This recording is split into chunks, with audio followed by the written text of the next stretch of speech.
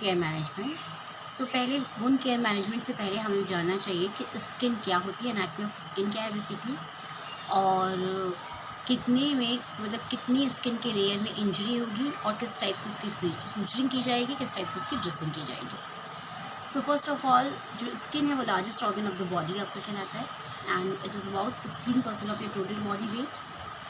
And इसमें basically 2 layers होती है, एपिडर्मिस एंड डर्मिस। ये स्किन की डायग्राम टिपली यहाँ पे शो किया गया है आपका। उसमें हेयर फॉलिकल्स प्रेजेंट होते हैं, ग्लैंड्स प्रेजेंट होते हैं, नर्व एंडिंग्स होती हैं। तो इट डिपेंड्स कि किस लेयर ऑफ स्किन तक आपकी वुंड की एक्सपेंसेस हैं। इंटरमीडिएट लेयर तक है, एपिडर्मिस तक सिर्फ है, या डर्मिस तक प्रेजेंट है, या सिर्फ सबक्यूटेनियसली प्रेजेंट है। सो बेसिकली एपिडर्मिस की अगर बात की जाए तो देयर आर 5 लेयर्स से कंप्राइज्ड होते हैं। Stratum corneum, stratum glossidium, stratum granulosum, stratum spinosum and stratum basale. और बेसिकली इनकी थिकनेस 0.5 mm के अराउंड होती है and they present cells like melanocyte and all. So what is the physiology of skin? जो skin है उससे आपको क्या हेल्प मिलती है? First one, it protect, then thermoregulation, क्योंकि उसके अंदर ग्लिंस प्रेजेंट होते हैं जिसकी वजह से वो थर्मोरेगुलेट करती है। हीट प्रोड्यूस करती है कोल्ड सीजन में एंड मतलब अगर आपका समर सीजन्स होता है तो उसमें स्वेट प्रोड्यूस करती है बॉडी से। Sensation, a very good sense organ it is. Excretion में भी हेल्प करती है in the form of sodium and urea. Body image को मेंटेन करती है बिकॉज इसकी वजह से आपकी आइडेंटिफिकेशन बनती है एंड मेटाबॉलिज्म में भी हेल्प करती है। So next is your what is wound. Basically आप लोग ये पढ़ चुके हैं तो मैं बहुत अच्छे से नहीं पढ़ाने वाली हूँ, बस एक थॉरो रिविजन आपका करा रही हूँ। What is wound? Any damage, आपको पता है मैंने उस दिन भी बताया था कि स्किन में कोई भी स्किन की कंटिन्यूटी को ख़राब करने वाली डैमेज को हम वुंड कहते हैं। Clear? So types of wound मैंने बहुत तरीके से आपको बता रखे थे। Partial thickness wound, full thickness wound, बहुत ही 9 या 10 टाइप्स में आपको मैंने डिफाइन किया था टाइप ऑफ वुंड्स को। तो वो एक बार आप रिवाइज कर लेंगे। उस पर भी डिपेंड करता है कि आपको कैसे उसकी ड्रेसिंग करनी है। So it could be classified into acute and chronic wound, stab wound, clean wound, सारी मैंने आपको बताई थी according to aetiology, abrasion, burns, ये सारे भी हो सकते हैं। So what are the phases of wound healing? Wound healing के फेजेस टोटल जो होते हैं आपके 4 या 5 में हम डिवाइड करते हैं। First one is your haemostasis, जिसमें मैंने आपको बताया था कि फिब्रिल्स आएंगे एंड प्लैक फॉर्मेशन होगा। बेसिकली इसमें कोगुलेशन होता है। सेकेंड वन इज़ इन्फ्लामेटरी, जिसमें आपको 5 इन्फ्लामेटरी साइंस भी दिख सकते हैं, रूबर, डॉलर, कॉलर, मैंने बताए थे आपको। And third one is your proliferative stage, जिसमें क्या होता है, न्यू वस्कुलर सिंथेसिस होती है, न्यू कैपिलरीज बनती हैं, जिसकी वजह से न्यू वहाँ पे वुंड के जहाँ पे वुंड डिवाइड होता है, जहाँ पे वुंड होता है वहाँ पे न्यू आपके ग्रेनुलेशन टिश्यूज फॉर्मेशन स्टार्ट हो जाते हैं। And last one is your remodelling stage. Remodelling stage में क्या होगा, कोलेजन सिंथेसिस होगी न्यू, और आपकी स्किन फिर से नॉर्मल, बैक टू नॉर्मल आ जाएगी। और इसी टाइम हमें सबसे ज़्यादा वुंड का ध्यान देना होता है because scar formation number 3 and number 4 के बीच में स्कार फॉर्मेशन होता है, जो कि अगर आप उसको सही से मसाज नहीं आउट करेंगे तो वो आपका केलॉइड में चेंज हो सकता है। सो फैक्टर्स अफेक्टिंग वुंड हीलिंग, ये भी मैंने बहुत अच्छे से आपको पढ़ा दिया है। सो एक बार इसको भी थॉरो रिवीजन कर लीजिएगा।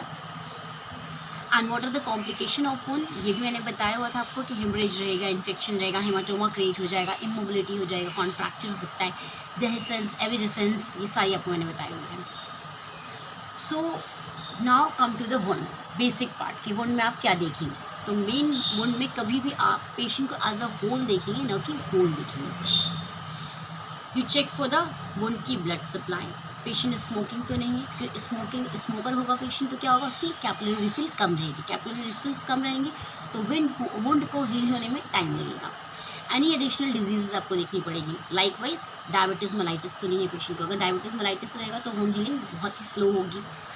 स्लीप उसकी नॉर्मल है कि नहीं है। मोबिलिटी में ये डिपेंड करता है कि अगर वुंड आपका जॉइंट पे है तो आप स्टेज 3 तक उसको मोबाइल नहीं करेंगे। अगर आपका वुंड जॉइंट पर नहीं है तो आप उसको सेकेंड स्टेज के बाद से मोबाइल करना, उसमें मोबाइल मतलब मसाजिंग करना स्टार्ट कर देंगे और उसको मूव करना शुरू कर देंगे एरिया को, बिकॉज स्कार फॉर्मेशन ना हो। मोटिवेट करेंगे पेशेंट को कि उसका वुंड हील होगा, उसको समझाएंगे इस बारे में। न्यूट्रिशनल स्टेटस पेशेंट का चेक करेंगे, उसको सही डाइट मिल रही है कि नहीं मिल रही है, because we are not talking about only a normal cut there. ठीक है।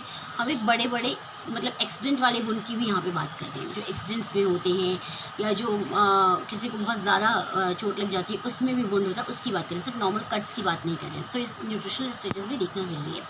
साइकोलॉजिकल स्टेटस भी देखना ज़रूरी है, बिकॉज बहुत बार ऐसा वुंड होता है जिसकी वजह से क्या होता है कि आपका बॉडी पोस्चर कह रही हूँ, बॉडी का जो इमेज होती है वो ख़राब हो जाती है।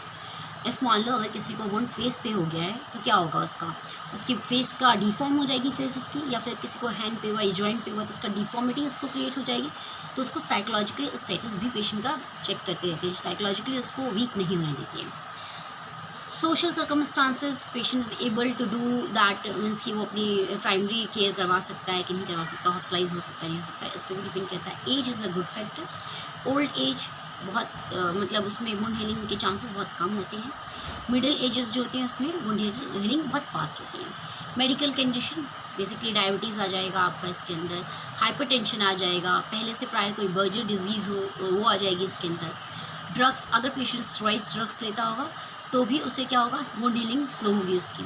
इन्फेक्शन, अगर वुंड में इन्फेक्शन हो जाएगा तो वुंड हीलिंग आपकी क्रोनिक वुंड में चली जाएगी, वुंड आपका जो होगा क्रोनिक वुंड में चेंज हो जाएगा और उसमें स्कार फॉर्मेशन के बहुत ज़्यादा चांसेस होंगे और वो वुंड इंक्रीज़ होने के बहुत चांसेस होंगे।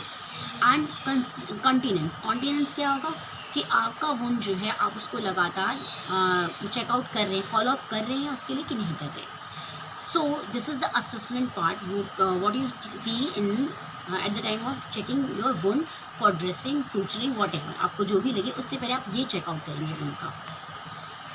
सो there is a process which we use for a good healing. Is wound healing? If yes, then go for a preventive program. If no, then start with the patient, use Hadi tool.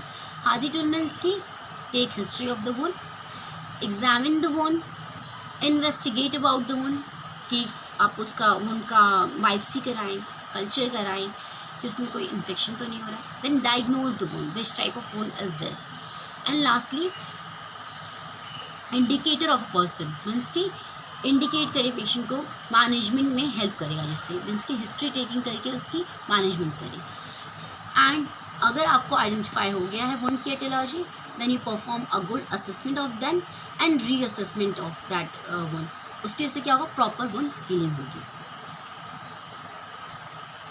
So how you assess a wound?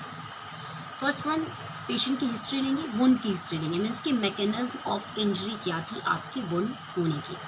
Then ये physical assess the wound and wound को thoroughly assess करेंगे। Wound को assessment में मैं आगे आपको बताऊंगी कि वुंड में क्या क्या हम असेस करते हैं। Then you determine a diagnosis, एक डायग्नोसिस बनाएंगे according to aetiology, according to means कि उसकी डेप्थ कितनी है, वॉट एवर जो भी आपको देखना है, you made a diagnosis of that wound. Then plan for a therapy, कि आप उसको क्या करने वाले हैं। सूचर करने वाले हैं, सूचर में आप सिंगल सूचर करेंगे, डबल सूचर करेंगे, आप स्टेपलिंग करेंगे उसकी, आप नॉन ऑब्जर्वेबल सूचर यूज़ करेंगे, ऑब्जर्वेबल सूचर यूज़ करेंगे। इट ऑल यू प्लान है और मेक अ गोल, जो कि आपका शॉर्ट टर्म गोल होगा एंड लॉन्ग टर्म, दो टाइप्स के गोल होंगे आपके। शॉर्ट टर्म गोल में ये होगा आपका कि आपको शॉर्ट टर्म में ये होगा कि वुंड हील हो जाए, लॉन्ग टर्म में ये होगा कि wound back to normal, skin जो है बैक टू नॉर्मल आपकी आ जाए। Then you implement a target and then intervene it, means कि फॉलोअप करते रहेंगे, उसको मॉनिटर करते रहेंगे। सो हिस्ट्री में what you are going to check in history part, duration of wound, कितने दिन से हुआ है, लोकेशन कहाँ पे है, कैरेक्टर कैसा है उसका, मीन्स कि उसके साथ में इन्फ्लेमेशन तो नहीं है, कोई इन्फेक्शन तो नहीं है, साइज़ वुंड का क्या है, उसमें ऑर्डर तो नहीं है, ऑर्डर से क्या पता चलेगा आपको, इन्फेक्शन पता चलेगा। एंड वुंड ड्रेसिंग अगर यूज़ हुई है तो कौन सी यूज़ हुई है। Medical and surgical history patient की लेंगे, कोई ड्रग हिस्ट्री तो नहीं है, सोशल बैकग्राउंड क्या है, न्यूट्रिशनल स्टेटस क्या है, ये मैं सब आपको पीछे समझा चुकी हूँ। Next you examine the wound. Examine में क्या करेंगे, ड्यूरेशन ऑफ वुंड, कितने दिन से वुंड आपका हो रखा है। Then location of wound, where is the wound, size क्या है, वुंड बेड, वुंड बेड की बात करते हैं। वुंड बेड इज़ समथिंग, मान लो आपको एक कट लगा हुआ है एंड उसके अंदर भी आपके अंडरमाइनिंग भी है, तो आप उसको कैसे चेक करेंगे, कॉटन का स्वाब लेंगे, उसको अपने सीजर पे लगाएंगे and then you put the swab inside the wound, wound के इनसाइड आप स्वाब को लेके जाएंगे और आप उसकी डेप्थ चेक करेंगे कि वुंड बेड कैसा है और वहाँ पे इन्फेक्शन तो नहीं है। Then you see for exudates. Exudate कभी कभी वुंड में आपके क्या होता है, एडेमा टाइप जो होता है, स्वेलिंग टाइप जो होती है, that is exudate. Extracellular fluids जो होते हैं वो वहाँ पे फॉर्म हो जाते हैं। Then you see for the order. Order means की स्मेल। स्मेल से आप क्या चेक करेंगे कि इन्फेक्शन तो नहीं हो रहा है उसमें। वुंड एग्जामिनेशन टूल, बहुत सारे वुंड एग्जामिनेशन टूल्स हैं जो कि यूज़ किए जाते हैं। बेसिकली उसमें एक्स्ट्रा कुछ नहीं होता है, वो एक क्वेश्चनर टाइप होते हैं, उसमें बहुत सारे क्वेश्चनर होते हैं। उसमें वुंड की एजेस की बात की जाती है, कितने दिन से वुंड है, वुंड हील हो रहा है, तो ये प्राइमरी वुंड है, सेकेंडरी वुंड है, ये सारी चीज़ें चेक करते हैं। Then you come for the wound pain. Pain में सिवियरिटी चेक करेंगे, ड्यूरेशन चेक करेंगे एंड लोकेशन चेक करेंगे। ड्यूरेशन यहाँ पे आएगा कितने देर के लिए पेन होता है, location where is the pain, and severity. Severity ज़्यादातर हम पेन वास स्केल पे चेक करते हैं, विजुअल एनालॉग स्केल जो कि 0 to 10 पैरामीटर जिसमें होता है। 5 is the mid point of the pain, and 8, 9, 10 को हम हाई पेन रखते हैं, सीवियर पेन का वो रखते हैं। 0, 1, 2 को रखते हैं माइल्ड पेन, जिसमें कोई पेन नहीं है। सराउंडिंग स्किन क्या आती है, ये इन्फ्लेमेटरी साइंस चेक करने के लिए हम सराउंडिंग स्किन को देखते हैं। स्किन का कलर क्या है, टेम्परेचर क्या है, मॉइस्चर क्या है, टर्गर क्या है। टर्गर इज समथिंग, स्किन की जो इलास्टिसिटी नॉर्मल होती है उसको हम टर्गर बोलते हैं। तो इलास्टिसिटी इसकी गुम तो नहीं हुई है, मतलब ख़त्म तो नहीं हुई इलास्टिसिटी, ये आपको चेक करना होता है।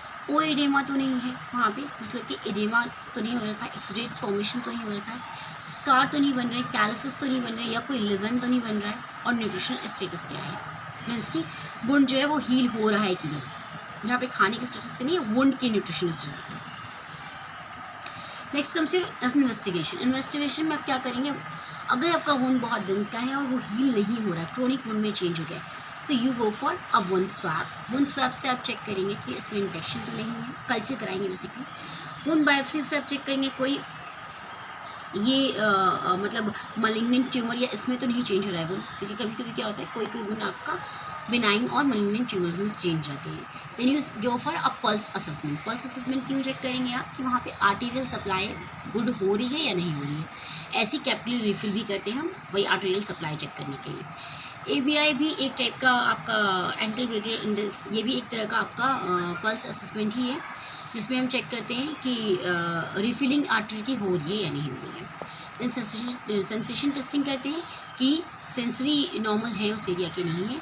एंड एक्सरेज कराते हैं, बेसिकली ये जॉइंट्स पे कराते हैं जब वुंड हील नहीं होता और साथ में एडेमा होता है कि कोई फ्रैक्चर तो नहीं साथ में हुआ है।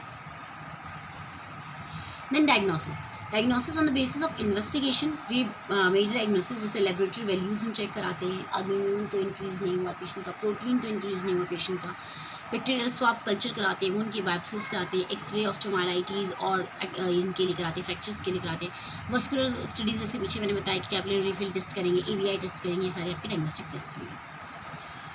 Next year indicators. इंडिकेटर्स क्या होंगे, वुंड एटियोलॉजी, वुंड की क्या एटियोलॉजी, मतलब किस वजह से वुंड हुआ था, वुंड की एटियोलॉजी पता चलेगी, उसकी वजह से भी आप वुंड हीलिंग प्रॉपर आपकी हो सकती है। वुंड की प्रोग्रेशन क्या है, मतलब फॉलोअप ले रहे हैं तो वुंड हील हो रहा है या नहीं हो रहा है, ठीक है। पैरी वुंड स्किन, पैरी वुंड स्किन जो मैंने आपको भी बताया था कि अंडरमाइनिंग है कि नहीं है, मतलब कि वुंड के आसपास की स्किन और अंदर की स्किन वो कैसी है, मतलब वहाँ पे कोई ग्रेनुलोमा तो नहीं बन रहा, वहाँ पे कोई नेक्रोसिस तो नहीं हो रही है, ये आपको चेक करना होता है। उसके बाद आपको वहाँ चेक करना होता है कि वो वहाँ पे स्लॉ तो नहीं बन रहा है। ये सारी क्या है, ये डेड टिश्यूज़ जो हैं, कभी अपने वुंड को अगर याद करो, कभी ऐसे चोट लगी या कुछ लगा तो वहाँ पे क्या होता है, आपके डिब्रीज आने लगती है ना, न्यू ऊपर से खुरदरा खुरदरा सा कुछ आने लगता है, that is debris type, necrotic tissues होती है। उनको जब हम हटाते हैं तो ज़्यादा गुड हीलिंग होती है। कभी कभी चेंजेस इन ब्लड टेस्ट तो कुछ नहीं हो रहे हैं, ये आपको चेंजेस चेक करने होते हैं। सो वुंड असेसमेंट में बेसिकली अपने वुंड साइज चेक किया, वुंड का लोकेशन चेक लिया, वुंड बेड चेक किया कि नेक्रोसिस ला और रिलेशन टिश्यूज़ नहीं बने, वुंड एजेस कैसे हैं, मैसरेशन है या इंडोरेशन है क्या है, and science of infection check करेंगे ऑर्डर से, और स्किन के कलर को चेक करके, कलर एंड टेम्परेचर यहाँ पे चेक करेंगे। ये सारा आपका वुंड असेसमेंट हो गया। सो वुंड असेसमेंट टूल्स होते हैं, बहुत सारे टाइम टूल्स होते हैं, मेजरमेंट टूल्स होते हैं, इतना आपको जानने की ज़रूरत नहीं है ज़रा।